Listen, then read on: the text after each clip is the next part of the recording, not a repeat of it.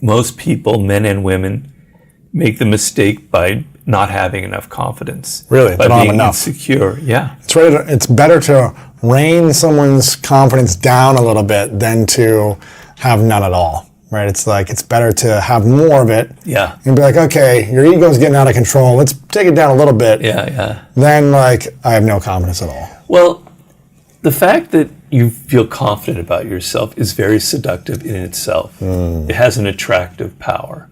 You know, I talk in The Art of Seduction of charisma. I have a whole chapter on the charismatic and the origin of charisma.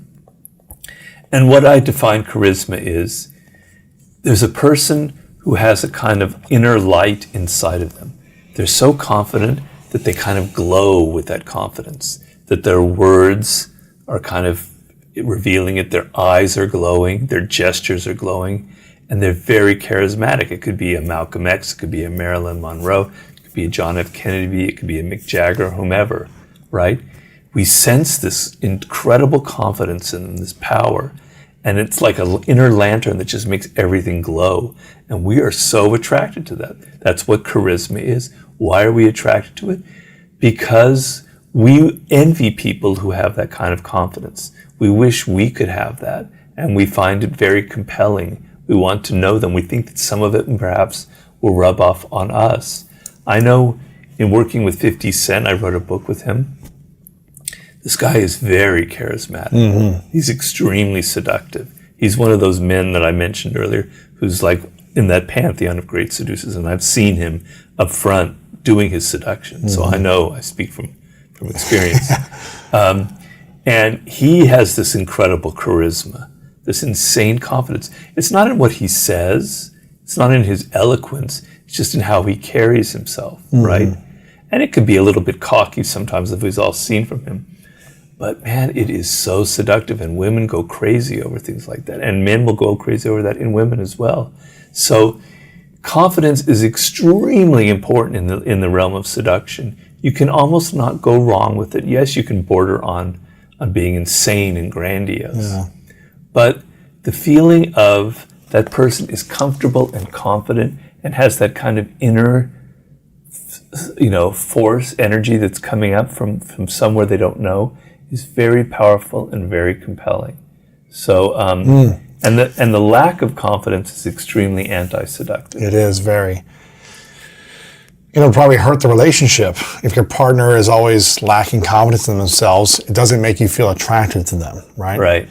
So what would you say if someone's been through a breakup after breakup, or even just one bad breakup, and they feel heartbroken or closed off?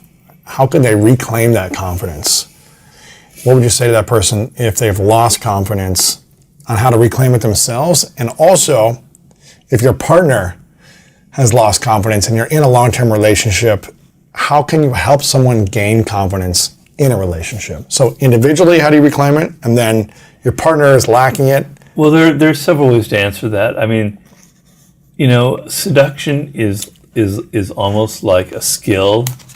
It's almost like being able to hit a baseball and bat 300. Yes. So the best thing you can do after a bad relationship is go back in the game and try and meet other women and go back in and if you fail, to have a kind of a light attitude and not care. Mm-hmm. But closing yourself off will make it harder, each time harder, to get outside of yourself, right? I can remember one time I was in New York. I was young. I was maybe 24. I was on the subway, and I just received some great news about my career, about this thing that I had written, right? 24, yep. Yeah, and I was on the subway going in somewhere in Manhattan, and all of a sudden, like these women were looking at me, and I'm not saying that never usually happens. Right. Put it that way, so I'm not bragging. Yes. What's going on here? Wow, this one really attractive woman. What's going on here? And then I can't forget that moment. It stuck out in my mind so strongly. Like there's this energy that I had that they were picking up, and they were sensing it, and they were attracted to it. I didn't say anything. I just heard. It wasn't we didn't have a phone then. I just had heard it, and I was really happy, in a great mood. But I'm certain that was that energy was kind of projecting itself onto other people. Yes. So seduction is a skill, and getting out there and trying your hand at meeting other women and going through the process, you'll learn about yourself. You won't take things, don't try and take things so personally. Get back in the game. By being defensive and going into your shell and saying, oh, I don't want to get hurt again, you're going to make it harder each time to get out of that shell. Yes. You know? So, that other gender is kind of mysterious to us. We don't really know them. Right? They have a different world, a different personality, right? Yes. But the more you interact with women or men, the more you can kind of get a sense of what drives them and motivates. You can't ever totally understand them. A man can never understand a woman. There's always a big mystery there eventually. Yes. Thank God there is. But to the degree that you interact with women or men in any situation, you're kind of learning about them. You're getting more comfortable with them, right? Yes. So a lot of great male seducers had sisters. And a lot of great female seductresses had brothers. Interesting. They grew very comfortable with that male or female presence. And they might have been around the sister's friends, or the woman might have been around their brother's guy friends and been around that energy more. Right. So as for if you had just brothers, women seem kind of scary or weird. Or what do they want? And the opposite is true. Yeah. So interacting, getting outside yourself, interacting with women, you'll get to feel more confident, you'll learn more, and you'll be more comfortable in their presence. So don't go into a shell. That's the main thing. That's the key. And what about, did you have something else? No, you had a second part. What about if your partner, you're in a relationship for 10 years and whatever reason your partner, man or woman, is lacking confidence. They're insecure, they're doubting themselves over and over. What could the other partner do to help them reclaim their confidence? Or is that not something you can do? No, you can do that. You can find what it is that they need validation about, and you can, give them pep talks and make it clear to them. This is the most important thing, Louis. Make it clear to them that you still have confidence in them. You haven't lost it. Because the sense that other person is losing faith in you and your abilities is deadly. That's big. So if you care about that person and you don't want to see them go down the drain with their insecurities, make it clear that you haven't lost faith in them and show it to them in certain ways. Whatever it is that they're worried about, show them that you still believe that they can accomplish something. The relationship I've been in, it predates the 48 Laws of Power just barely, right? And before the 48 Laws of Power, I was a nobody. I had no money. I had no success. I was very frustrated. I was depressed. Really? I was very depressed, even bordering on suicidal. Wow. I was 37. I hadn't going anywhere. It didn't bother her. She had faith in me. She had confidence in me, right? She saw that something probably would happen. And, and then it did with the 48 laws. But, I could sense that. She could sense that there was something I could do, right?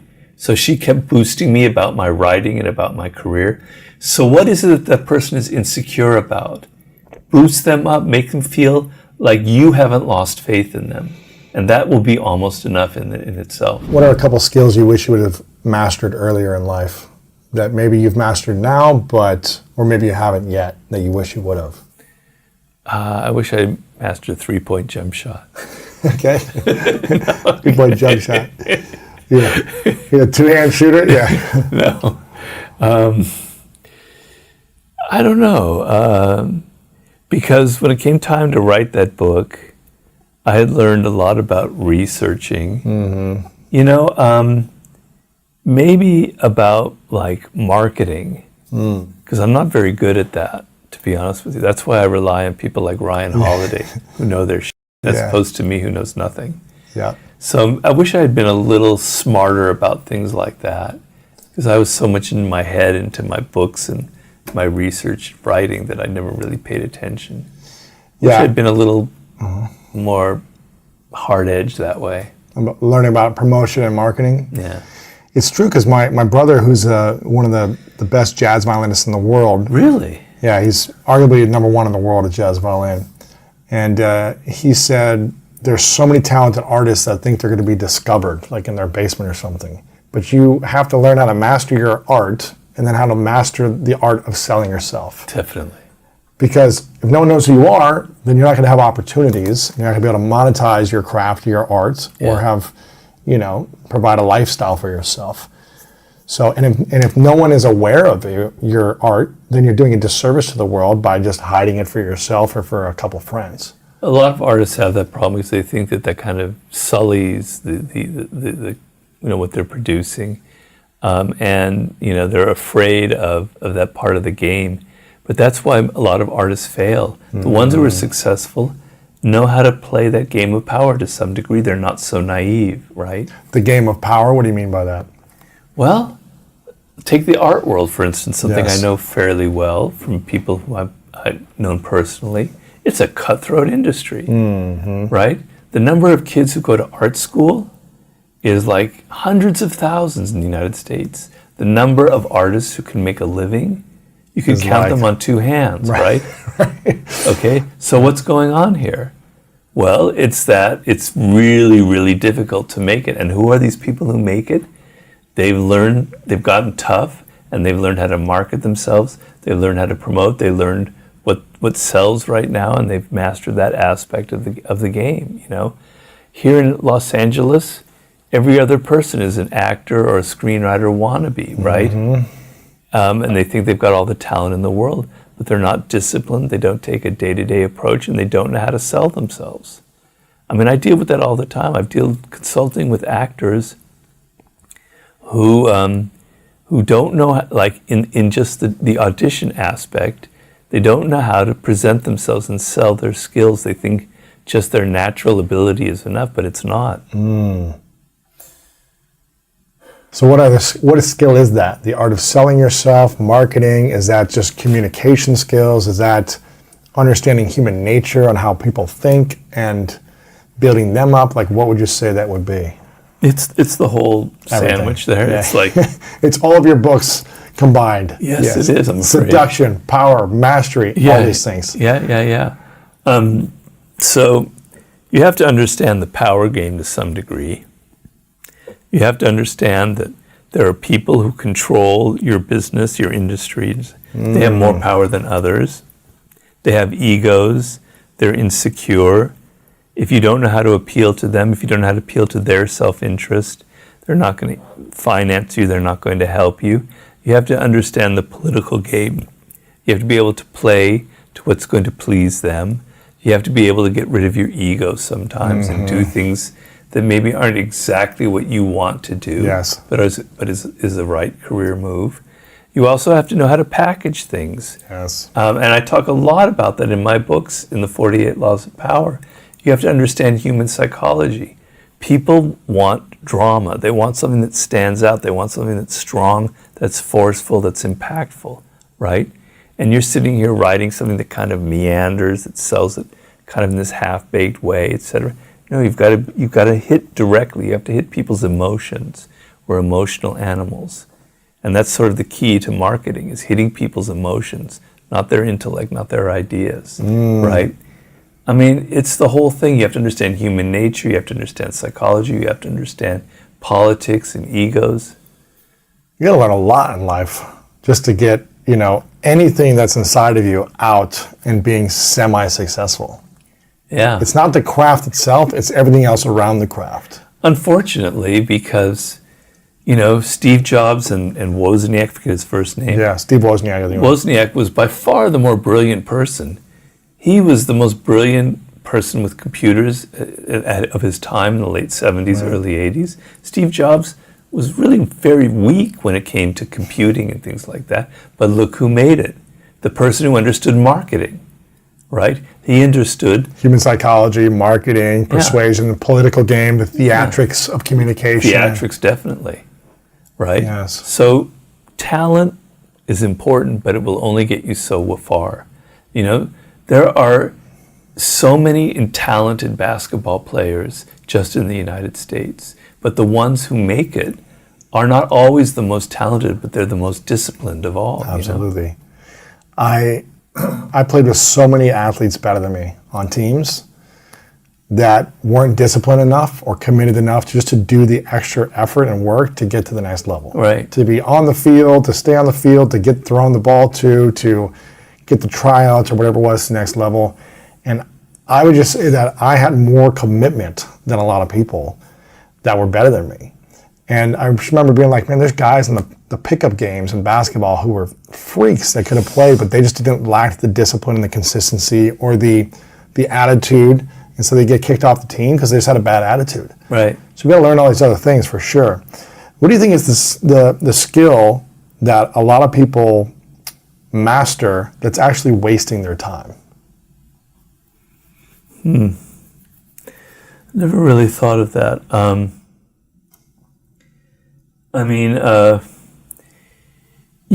You can try too many things in life. You can try to learn too many things, right? And never master one of them, right?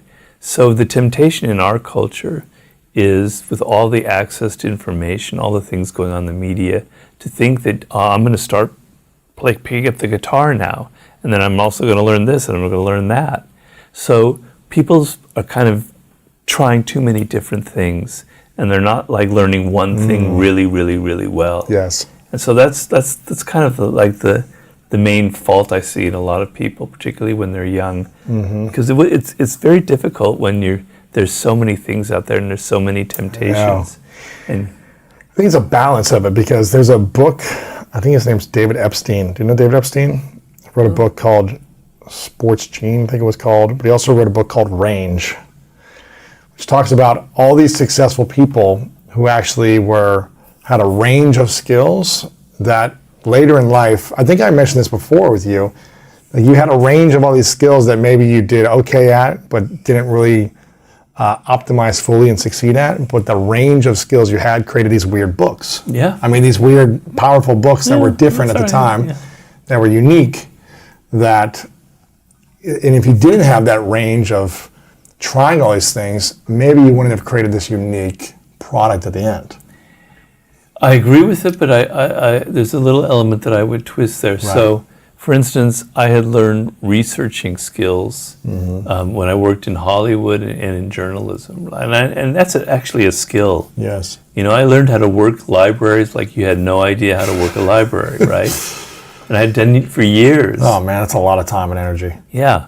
Well, that wasn't like just kind of a semi-skill that I possessed. That was a real skill. Yes. Right? And the journalism that I had learned was, 4 or 5 years of writing under a deadline, making things concise and dramatic.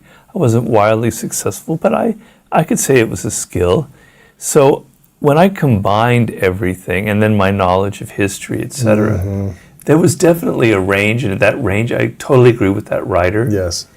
But if they were kind of mediocre skills, I don't know how it would have all fallen into place, So it was all within the ability of writing and researching. It wasn't like, I'm going to do all these other things that aren't associated with writing. Exactly. Gotcha. Yeah, and for mastery, I interviewed Paul Graham, because I agree with that idea, and I advocated learning 4 or 5 skills and then combining them in a unique way. But he was like, he's one of the most successful tech entrepreneurs of our time. He started, he went to college and learned hack computer skills. He was going to go into AI early on. Didn't like it, didn't like the politics. He dropped out, and he went to Italy to study painting, right? And he studied painting for several years and became really good at it, and very much really good at design, etc. Then he came back to New York, and he heard an ad on the radio for Netscape and how the future of the internet was selling products on the internet, which no one had ever done before. And he goes, maybe I could take my design skills and my knowledge of computers and create something that would be very aesthetically pleasing and very easy to navigate, and would be like, and it ended up being the first kind of online store that Yahoo bought, and on and on. But he was really good at those two things, Steve Jobs was really great at the design element of technology and so forth. So I'd be a little wary of telling people that you can kind of learn 4 or 5 things kind of middling. Right. Because the main thing you want, the main thing that'll get you ahead in life is your level of enthusiasm and excitement. Over anything else? Yeah, your love of something. So you have to kind of learn and be energized and really excited by it. And if you're just kind of piddling around trying different things, you won't bring that kind of... A friend of mine years ago, probably 18 years ago, told me that the world makes room for passionate people. And there's a quote by the coach of the Green Bay Packers. What's his name? Vince Lombardi. Yes, that if you're not... icon. If you're not fired up with enthusiasm, you'll be fired with enthusiasm. Something like that, right? I'm paraphrasing, but if you're not fired up with enthusiasm, then you'll be kicked off the team. Yeah. Because we need people here who are excited and passionate about what they're doing. Right. Otherwise, what are we doing here? Right. And we're going to lose if you're not fired up with enthusiasm. So I think that's probably one of the greatest skills, is having the energy to have enthusiasm about what you're doing, right, to get yourself the opportunities over than the mastery of itself with a negative attitude. Right. I would say. Yeah. It's no fun having someone on your team who's really good at something, but just mean and nasty and dragging and not on time and whatever. You're just like, yeah. It doesn't matter how talented you are. Right. It's the other skills that come along with it. Right. What if someone's struggling to accomplish their goals? We've talked about fear a little bit. You know, it's been holding people back from trying and getting out there. But what if they've got their goals, they've got the stuff, they're willing to go after it, but they're struggling accomplishing goals? Do you have any strategies or tactics to setting up your life in a way to accomplish goals more? Yeah, I mean, so I call it kind of a ladder of descending goals. I think that's one of the entries in that book. Okay. So what you want is a mix of things, because a lot of success in life is creating this kind of balance. So you want an overall goal for yourself. Let's say you want to accomplish this business that you want to start, right? But you're not able to get there. You're not able to make the bridge to it, okay? So you say, this is my long-term goal. And then you build a ladder of descending goals of small things to get there. And within it, so let's say your goal is 5 years, you're going to start the business. Then within that, you've got months and you've got weeks and you've got days, and you're building small goals that you can reach and that are reachable. So I want to start my business. It's really hard out there. There's one thing that I don't think I'm good at. All right, well, tomorrow I'm going to start learning this new skill. I'm going to go to school. I'm going to read this book, right? Give yourself a goal that you can reach in a week, right? Or in 2 weeks. Yes. So that what's killing you is you're thinking too long term, and you can't get there, and it's kind of making it seem like it's impossible. It's killing your spirit, right? You're too ambitious. You're thinking too far ahead. You need smaller, reachable goals, right? So your great business, your great book, your great podcast has other little steps you have to take to get there. Create a step you can reach in a month, a week, or whatever, and reach it. Don't make it too difficult, but don't make it too easy. Make it. I always tell people to make it a little bit above what you think you can do, and you'll get there. But if you give yourself a goal in a month that is a step towards creating this larger thing, and you reach it, you'll have a sense of pride and accomplishment. You did something, right? Yes. You got part of the way there, and you know, like with determination, you can, you're on your way, and you can do that again, and you can make another smaller goal. And you're not paying attention to 5 years from now, you're paying attention to tomorrow's goal. Your eyes are focused on these small steps. You don't lose sight of the larger goal, because then you'll get mired in details. It's driving you, but your main focus is on reaching what you've set yourself up for month by month, by week, by week, by week. Baby steps. Yes. If you do something every day and you reach these things, the sense of you've never done anything is what's killing you. You need to have a sense that you actually have something to show for it. You actually have reached part of the way there. Yes. And believe me, when I start a book, it's like, my God, I can't, how am I going to make it? Well, I start off simply, and I go from simple goals, and I have a process I go through, and I don't worry about 3 years down the road. I worry about what I'm going to do tomorrow. Do you think anger, resentment, frustration is a greater power to create over love? Or if we came from a place of love, could it be that much more powerful, our creation? Well, that's a great question, and it really depends on who you are. You know, sometimes those dark energies have more kind of power behind them. They impel you. They do. And love, it just kind of love doesn't necessarily make you want to write a book, although it can. But for me personally, I'm speaking from personal experience, it wasn't love that made me want to write a book. It was anger and bitterness, right? I'll show you. Yeah. Yeah, I'll show you mentality. Whereas, I love this and that. It's not gonna.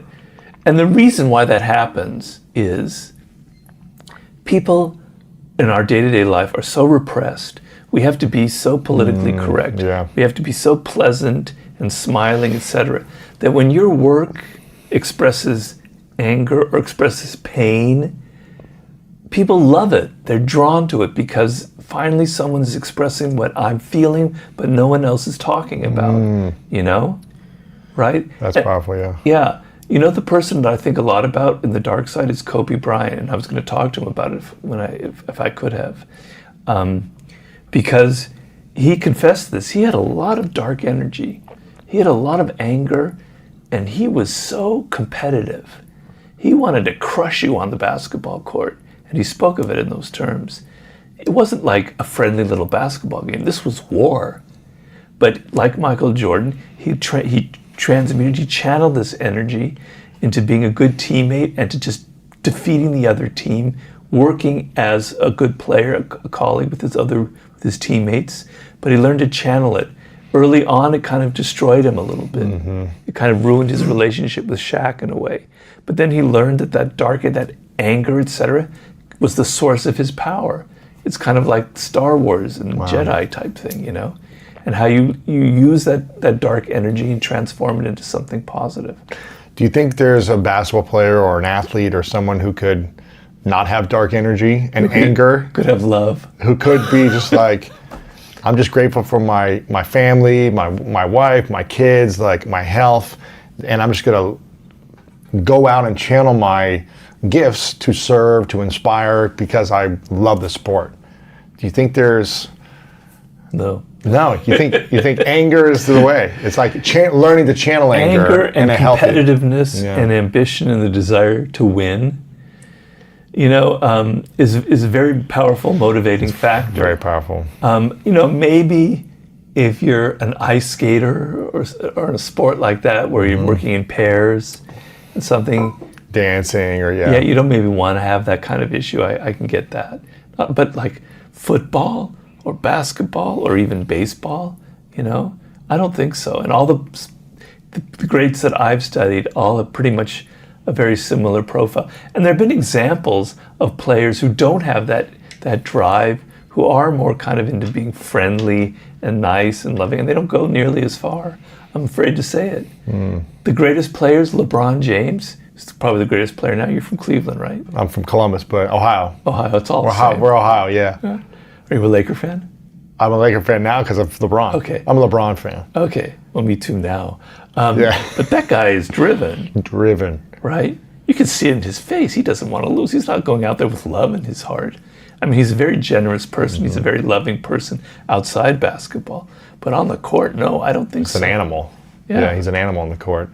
It's interesting because I was very anger-driven from my teens to my 20s. Maybe a little bit in my early 30s. I was driven by anger to compete, to be the best, to win. But it always left me achieving and accomplishing and kind of proving people wrong, but it always left me feeling like still unfulfilled inside. How can someone be driven by anger or frustration, bitterness, and achieve and feel peace at the same time? Is that possible? Yeah, because that's not, the goal in it is not like beating other people and humiliating them. That's the dark side, and that's giving into the dark side. The goal is to be the best at your sport, to win a championship, and then to give back to the community, to make a lot of money, and then donate a lot of it, or become, like LeBron has done with the schools in Ohio, etc. To be a good role model. But when you reach the top, you have that luxury. And so it's more like, what are you doing this for? So when I had my 48 Laws of Power, I'm sorry to talk always about myself, which is kind of the narcissist in me here. It's all good. I admit it. It wasn't about making fun of all those Hollywood executives who I disliked. Then it wouldn't have been the book that it was. It was, I want to help people. I want to use my energy, my frustrations, to show people that they don't have to suffer the way I suffer, other people suffer in the work world. These are the laws of power. You don't have to be so naive. You can understand that you don't need to never outshine the master. So I was able to put my energy in there and get some of my yayas out in doing it, but for a higher purpose, to help people. Right. I think that's the difference, right? Yeah. And so I tell people, you feel anger, but there's a lot of injustice in this world, particularly nowadays, right? A lot of things are just wrong in this world today. And if I were young, my anger would be exploding because there's so much that's wrong. Channel it into a worthy cause, into justice, into leading some kind of movement. That's a brilliant way to take your dark energy and metamorphose it into something really positive. Yeah. Believe it or not, because in my last book, Martin Luther King was one of my heroes that I wrote about. He had some of those frustrations and some of that anger. He grew up in Atlanta where there wasn't as much racism because he was in a relatively good neighborhood. His father was a preacher. He saw racism, but he was a little bit shielded from it. And then he had his first encounters, particularly when he went up north to like Boston. Believe it or not, it was in the north that he had his first real encounters. He had a few before that, and then he's like, God, he was really angry about it. It really was an eye-opener. And he learned that he couldn't give into that kind of emotion. What he was going to do with his life is he was going to use it to help blacks in the South. He was going to return to the South. His path, he thought, was to stay in Boston, New England, because it was like cushy, etc. But then he realized, no, I've got to take all this bitterness that I feel and I've got to go back to the South at the risk of my own life and help my people, So working for a cause is probably the best way you can channel some of that dark energy. So how do we be angry about a cause, but not being a prisoner to that thing, that unjust thing that's happening in the world? Is there a way we can still be angry and in movement and creation mode, but not be a prisoner to that situation? Well, what would being a prisoner mean? I think allowing it to affect you emotionally, to consume you, to control you, to make you focused on that thing all the time, as opposed to just being it's in love. Where your energy is. Is it about you? Is it about you and your emotions and your anger, or is it about helping people and about the cause? So is it for something greater than yourself? And if it's for something greater than yourself, then you're not a prisoner of it. Got it. Because you're getting outside your own ego and you're actually working to help people. Okay? But I can tell you, a lot of social movements and revolutions, if you want to call it, or reform movements, they peter out because they lose energy. They lose a drive. The initial impetus sort of isn't quite there. And you've got to be able to keep it alive, How do you keep it alive? Because you feel nothing has changed. The injustice is there. I mean, look at someone like Martin Luther King, what he had to put up with constantly. Constant failures, constant rejection.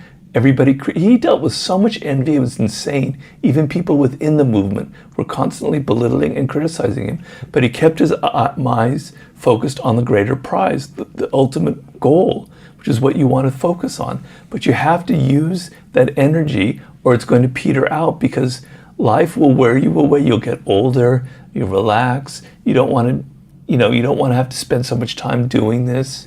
And you get soft and the energy dries up. And you need that energy. Every time I write a book, I'm starting from ground zero and I'm going, okay, Robert, what's going to motivate you? What's something that really irritates you and it makes you angry and pissed off, right? Yeah. Okay, because now feeling that. You're going to get over that mountain of writing the book, and you're going to feel, every time you write a chapter, you're going to feel that emotional kind of thing in your gut, and you're going to express it. But I'm not doing it for me. It's because I know it's going to help people, you know? Yeah. So for my new book, I'm really frustrated and irritated by how limited people are about their thinking. And I'm not blaming people, because I have the same problem. It's like, the world is this insanely awesome thing. To be alive, do you know what it means to be alive? Do you know what everything had to fall into, you know, go back to the Big Bang, which is what I'm writing about now. And all the little pieces that had to fall into place for life, even to begin on the Earth, and then for animals, and then for a giant asteroid to hit Earth, you know, some 70 million years ago, so the dinosaurs are wiped out. None of this, you wouldn't be here. Lewis wouldn't be here if your parents hadn't met. So your life is like this insanely unlikely thing that ever happened. Do you know how awesome it is? Do you know how awesome it is to look out and see stars in the sky or things around you? And people are not. They're locked in their little banal worlds of social media, etc. They're not opening their minds up to what it means to really be alive. And it makes me angry. That's good. So that's why I'm gonna write the book. What's the title of this book? Are you sharing that yet or no? Yeah, The Law of the Sublime. So it's about how we can think differently, or how we can open our minds to possibilities? Yeah, it's to reanimate your soul so you feel excited about things, so you feel like, you know, when you were a child, you were curious about so many things, you were open to so many experiences, things were constantly wowing you, and then you become blasé and kind of cynical, and you don't want new experiences because they kind of mess with your familiar patterns, and then your life kind of closes and closes and closes. And the sublime is opening your mind up as far as possible, as wide as possible. And opening your mind and your spirit like that makes you more creative, makes you more energized, makes you a better human being, etc. And so I have to write a book with a sense of purpose. I don't write books for money. I swear on the Bible, I do not write books for money. The money comes in and I'm very happy, it's comfortable, but I don't write going, what's the most marketable book I can do next? It's like, what do I need to express in this moment, you know? Yeah. What does sublime mean? What is the definition? Well, you really want to get into the weeds there? It comes from the Latin word sublime, and there's several meanings of it, but the one that I like is the limen is what's called a threshold. It's like a door that leads from one place to another, right? And sub means right up to. So sublime is right up to the limit. And the way I interpret it is that door is death itself. On the other side is death. And so I draw I have a metaphor, it'll be through in the book and on the cover, of a kind of a circle, right? And our brains tend to work in these kind of conventional patterns, our minds, our thoughts, etc., right? And that circle is the limits that we will not go past. We will not think thoughts beyond that. We'll stay in the circle. Yeah. We won't go beyond it. Right. Just beyond it is this region of the sublime. And it goes in very different arrows. And each arrow is a chapter. But the main arrow is death itself. And when you go up to that door and you peer on the other side, you see something that's going to shake you up, that's going to transform you like it transformed me, right? You're going to realize how short your life is, how weird it is to be alive, the possibilities of what it means to actually die. Near-death experiences are pretty awesome, amazing things. People have had near-death experiences and they've been completely enlightened by them, right? And so that's the ultimate sublime experience, is going up to that threshold of death itself. But there are other experiences that I'm going to be talking about as well. I'm excited about that. That'll be fun. That'll be fun. What about I think you mentioned in the laws of human nature, the first one, confront your dark side. What about the one you're thinking about more now that connects to you? Well, obviously, the chapter on death. You know, not so much now, but right after my stroke, because that was the last chapter, chapter 18.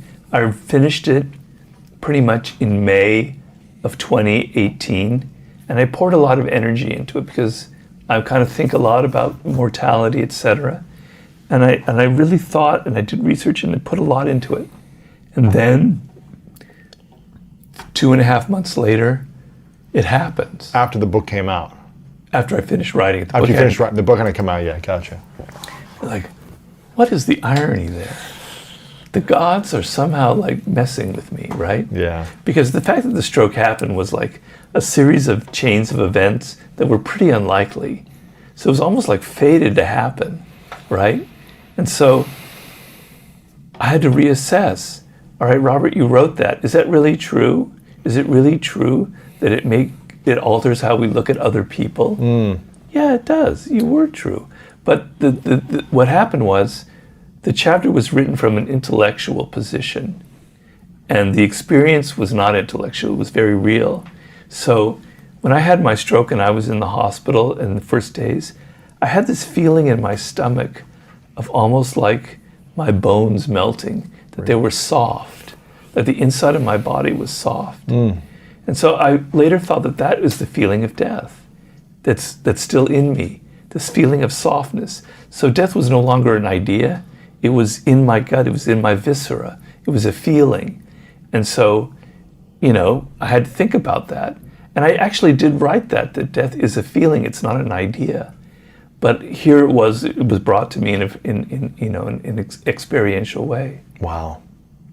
I think that experience you had is going to be very powerful for the next book. I hope so. Being able to share your experience of being on the brink of death. Yeah, I'll tell you what. Wow. I'm going to mention this in the book. I had planned on writing this book on the sublime 14 years ago. It was to be the book I wrote after the war book. And then I got sidelined into different projects. And I had always had the idea when I did this that I was going to go have these incredible sublime experiences.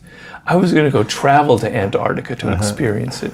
I was going to go paragliding. I was going to take boats in this area. I was going to of all these adventures. I was going to live my book. And now I can't do anything. I can't do one thing. I can barely even go outside the house. So what do I have to do? I have to live in my head. Wow. I have to imagine all of it.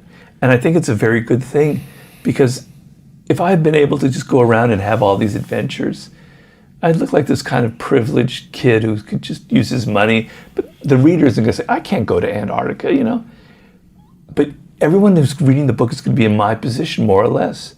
You don't have the money or the power to do all these things, but it's in your head. It's how you think about it. So it's altered how I'm going to write the book and how I think about the reader.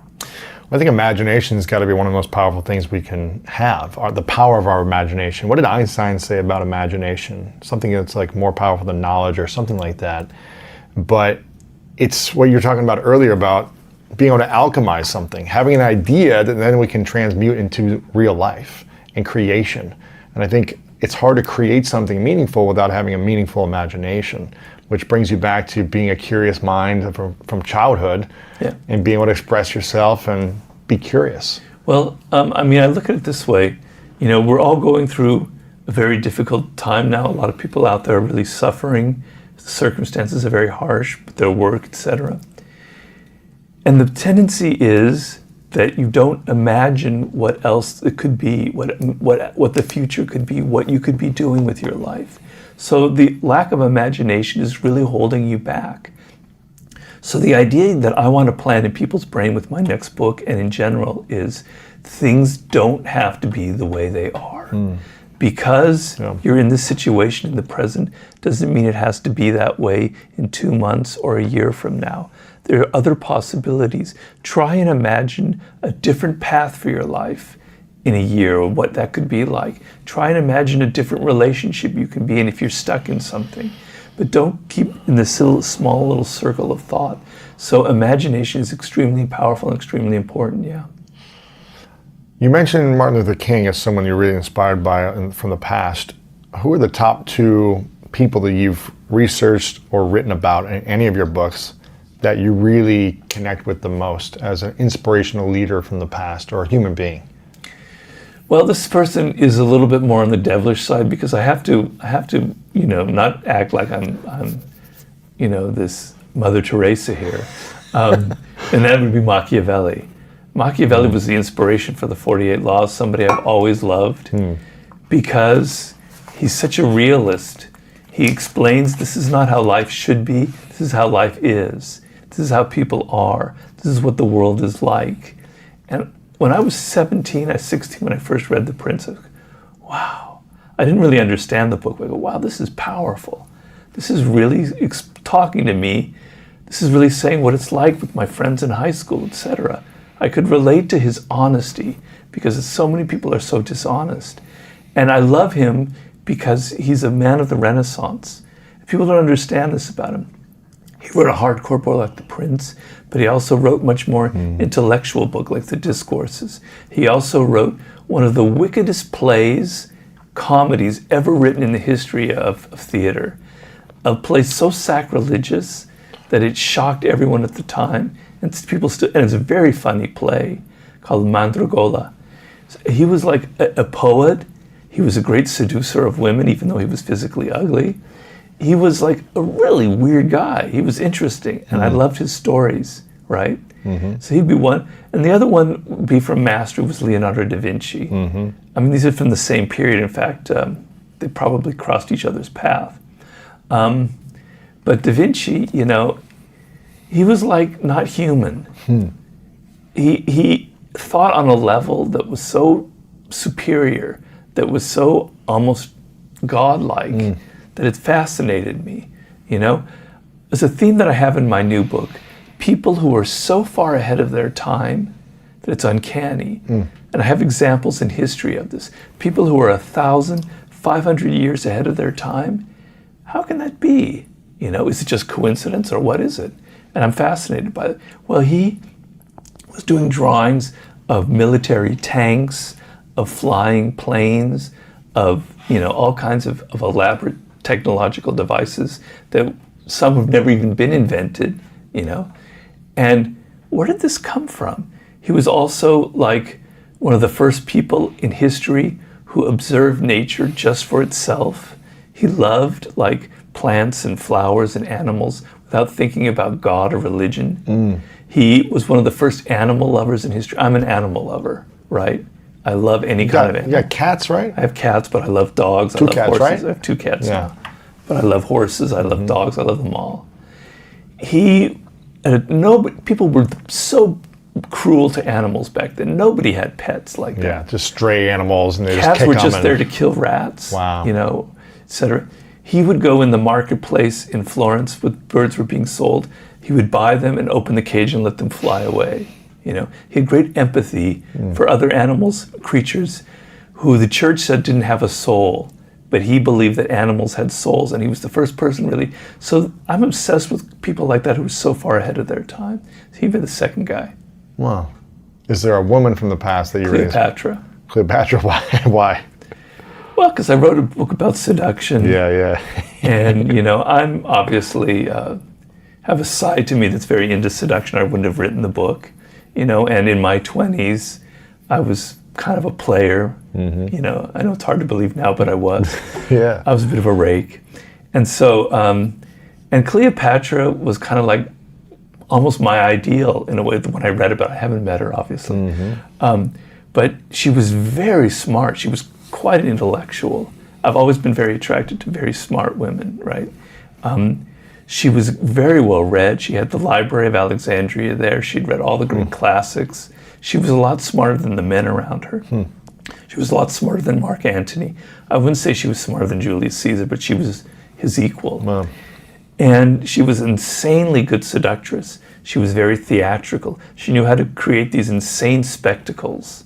And what man wouldn't be impressed by that?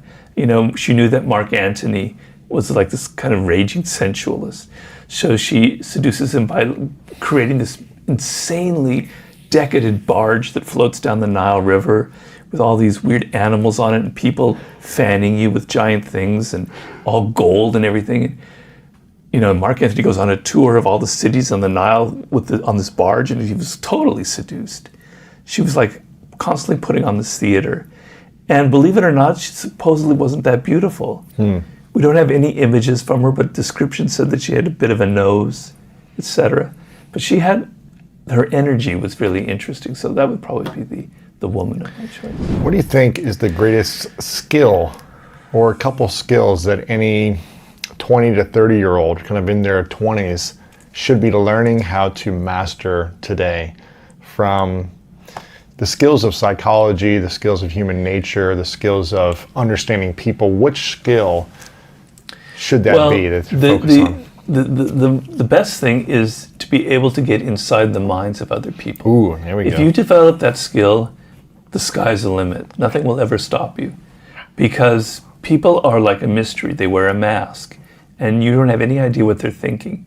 And I have this metaphor in Human Nature, which I never wrote, but imagine a device was created in which some app that you can know the thoughts and feelings of the other person. Do you know the power you would have? Wow.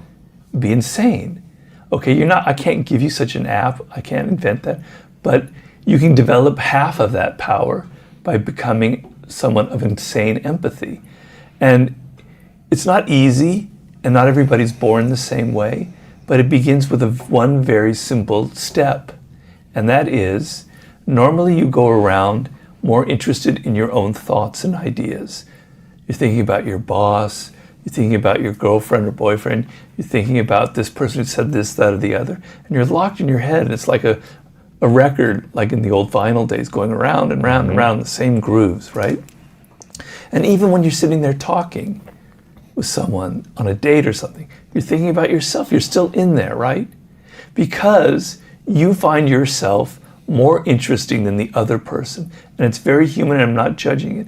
But inevitably, you think your own dramas, your own ideas, your own problems are essentially more interesting than the other person.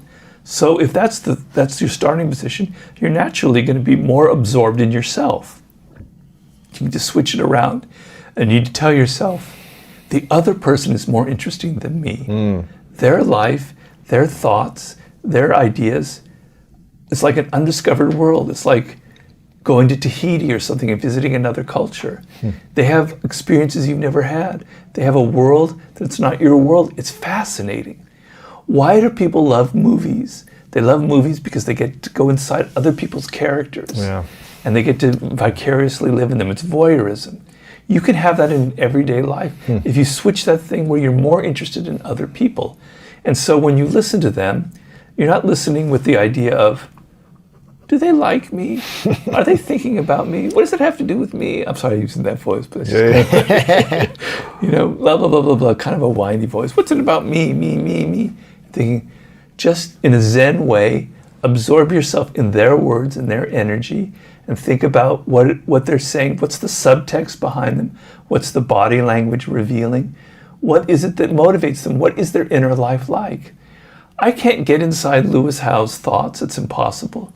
But I can get inside your moods and emotions, because we humans are very susceptible to the moods of other people. We can feel them. So I can start to, if I'm open enough, I can understand the tone in your voice. I can understand the subtext of what you're saying, and I could pick up the emotion behind it and what you're intending. And once I do that, well, then if someone says something, I don't have to take it personally, because now I understand that it probably comes from other things that have nothing to do with me. Yeah. Or I want to persuade them to help me on a project. Well, now I know what their world is like, what their spirit is, what their problems are. I'm going to mold what I'm saying to get them interested in my idea. Doors open up to you, left, right, and center. The whole universe opens up to you once you're able to put yourself in the mindset and the point of view of other people. Enter their spirit. That's the single greatest step you can have. So you're about to start your first job, and you're all insecure and you're all worried about you and what people think about you. Try and it's not easy, it's not natural. Try and make that switch, and don't think about yourself, and try and figure out, what is your boss like? What is he or she? What is motivating them? What are their insecurities? What are their doubts? What is this person feeling?